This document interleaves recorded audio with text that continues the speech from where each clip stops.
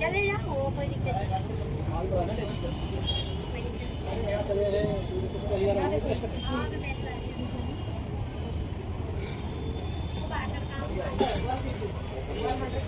अच्छा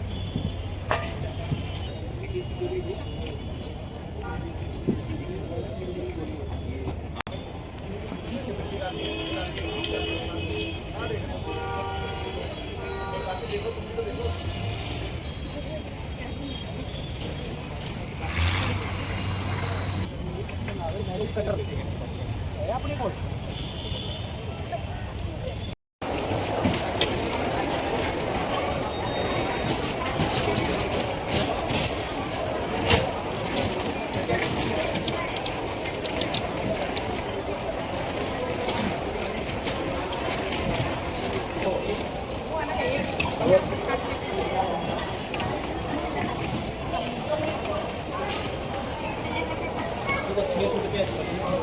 मगर एक फूल का होगा, उसमें दो लगा हुआ है ना, एक लग गया। यही तो बात है। जब ये दोनों फूल हो गए 400 300 700 हो गए, दो फूल का।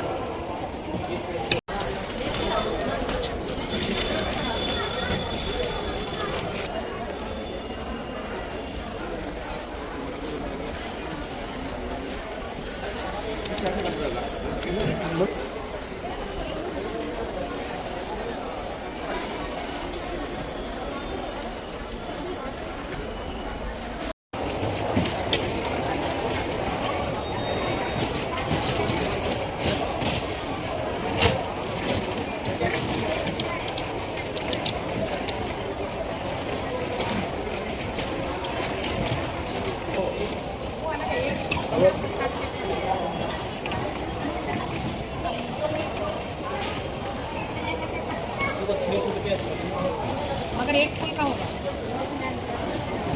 उसमें दो लगा हुआ है ना,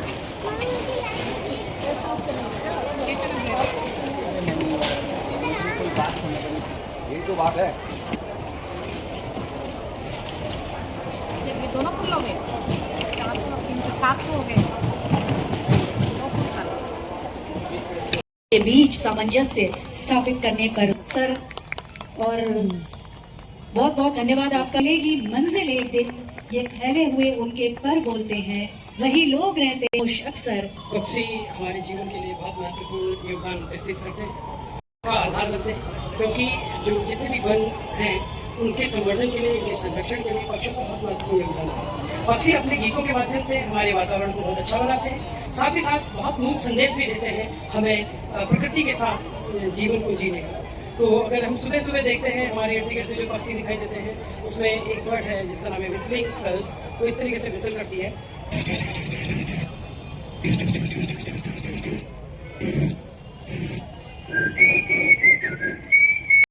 फ्यूचर का रास्ता क्या होगा संरक्षण का, इस बात को लेकर के अंतिम में मुझे उद्बोधन देने के लिए कहा गया है।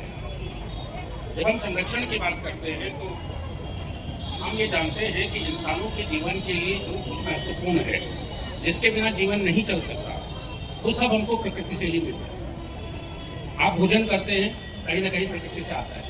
आप साफ हवा लेते हैं, वो नेचर देती है। आप पानी पीते हैं, वो भी वहीं से। हम पूरी मानवता के लिए कल्याण कर रहे हैं। तो राज्य के स्तर पर देखें तो हमें विश्व को नहीं। बच्चों, आप जानते हैं कि अगर आप सड़क पर निकलते हैं तो बिना किसी के बताए आप बाईं तरफ चलते हैं। तो उसको मिनिमाइज करें, बहुत जरूरत होने पर भी प्लास्टिक को यूज करें, और यदि यूज किया है तो उसको सेफली डिस्पोज ऑफ करें। हम बिजली का अननेसेसरी प्रयोग ना करें, यदि किसी कमरे में नहीं है तो उसकी बिजली स्विच ऑफ कर दें। तो अगर हम अपने अपने स्तर पर इन आदतों को फॉलो करते हैं तो मुझे लगता है कि कहीं ना कहीं हम पूरे विश्व स्तर पर पर्यावरण संरक्षण में अपनी सहभागिता दे रहे हैं। और जब तक ये लड़ाई, जब तक ये जंग हर व्यक्ति नहीं लड़ेगा, हम अपने विश्व के पर्यावरण को बेहतर नहीं बना पाए। तो हमको सबको मिलकर तय करना है। इनमें सकारात्मक सहयोग, तो इन सभी के साथ, इन बातों के साथ में जितने बच्चे यहाँ पर हमारे उधम सिंह नगर के जिला प्रशासन है, उनके द्वारा यहाँ पर एक बहुत बड़ा कार्यक्रम आयोजित किया गया है सरस आजीविका मेले के रूप में। इसमें आज के दिन हम लोगों ने भी पर्यावरण संरक्षण और विशेष रूप से पक्षी संरक्षण को लेकर के एक कार्यक्रम आयोजित किया था। इसमें हमारा प्रयास रहा कि स्थानीय जनमानस तो भाग ले ही ले, लेकिन जो हमारा भविष्य है, जो बच्चे हैं हमारे स्कूलों के, वो भी भाग लें और यहाँ से लाभान्वित होकर के जाएँ। तो आज के इस कार्यक्रम में बड़ी संख्या में विभिन्न स्कूलों के बच्चे आए और कई स्थानीय अधिकारियों, कर्मचारियों, स्थानीय लोगों द्वारा प्रतिभाग किया गया है और वक्ताओं ने अपने अपने इस तरीके से विभिन्न विषयों पर सबको अपने अनुभव उनके साथ साझी किए और सबसे संरक्षण में एक सार्थक योगदान का अनुभव किया है। उपस्थित भी है, तो उनके साथ मिलके मैंने ये काम शुरू किया एंड देन उसके बाद जो मेरा काम है, मैंने उसे कॉर्नेल यूनिवर्सिटी के जो ऑरिएंटोलॉजी वाला प्रोजेक्ट है उसके सामने रिप्रेजेंट करा। उसके बाद जो उनका रिजल्ट था वो आया, तो उसमें मेरा सिलेक्शन हुआ। अपने आसपास की जो बर्ड्स है, अपने ग्रैंड पेरेंट्स से उसकी कहानियाँ सुनना एंड कैसे उसे सुबह है लोकली भी जाने, तो ये थी मेरी जर्नी और मेरा एक्सपीरियंस। तराई केंद्रीय वन प्रभाग रुद्रपुर को जो कन्वर्जन द वे पर बात करते हुए आज के सत्र का समापन और धन्यवाद। मेरा नाम जिया है और मैं नालागढ़ से और अभी मैं 11th ग्रेड में पढ़ रही हूँ एंड मेरी जो जर्नी रही है बर्ड वॉचिंग की, चिड़ियाओं को देखना, वो 9th ग्रेड से स्टार्ट हुई। चिड़ियाओं को देखने के साथ साथ जो मेरे मेंटर है उन्होंने मुझे मार्गदर्शन दिया। इसी के साथ साथ बर्ड वॉचिंग करना एंड धीरे धीरे बर्ड्स के बारे में और जानकारी जानना, उनको देखना, उनके पैटर्न्स को देखना। और जिस एरिया से मैं आती हूँ वो लोकेटेड है नानक सागर डैम के पास में, जहाँ पे विकलिन बहुत ज़्यादा, उसकी जो बायोडाइवर्सिटी है वो बहुत ज़्यादा रिच है। वहाँ की बर्ड्स को देखना, तो ये मेरे लिए बहुत ज़्यादा प्राउड है।